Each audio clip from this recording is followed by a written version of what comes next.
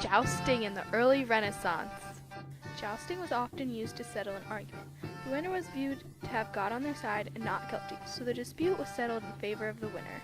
After 14,000, the tilt was invented to prevent injuries as a result of jousting. The tilt is a cloth stretched along the length of the lists. A list is a barrier which defined the battlefield during a tournament. The cloth soon was changed to be made out of timber.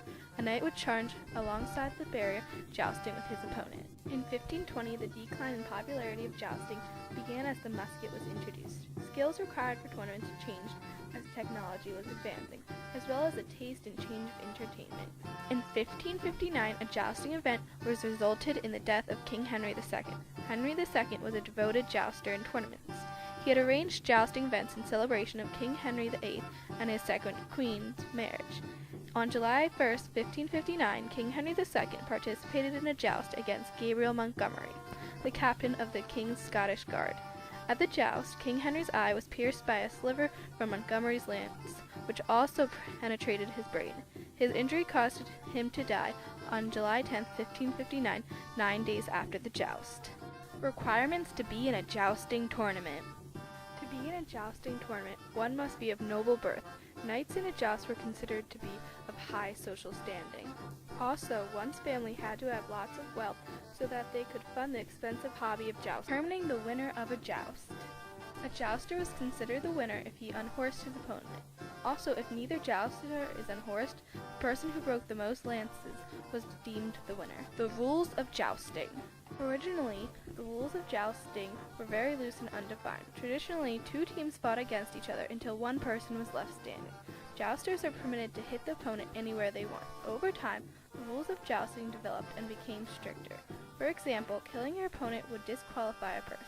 Also, injuring the opponent's horse was cowardly and unsportsmanlike. Another source of entertainment was horse racing. Many horse races took place along the route of the Porta di Prato through the Borgo Ognissanti to the Porta Santa Croce. Most of the Florentines would gather and watch the races. The prize for the winner of the race was a piece of cloth.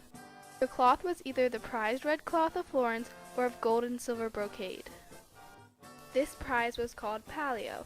There weren't only races with men on horses, but races with riderless horses. The horses were equipped with a type of spur which motivated them along the race. The faster the horses ran, the more the spurs were active. These races were called de barbari.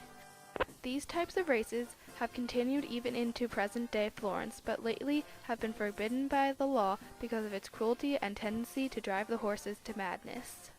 Before the races, the horses were led through the streets with their owners. There was an elaborately painted prize banner in front of the horses. The parade of the horses was stopped at the steps of the church. A priest with a child would walk out of the church with a vase of holy water. All the horses were sprinkled with the holy water, blessing them. The horses were then led back to the starting point of the race, where they were soon let free to compete in their race.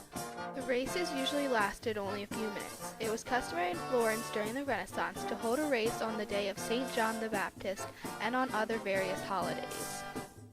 Lorenzo de' Medici was very fond of horse racing. Many say he kept lots of horses and entered them in races for the prizes. He possessed a magnificent roan horse which won every race he was put in.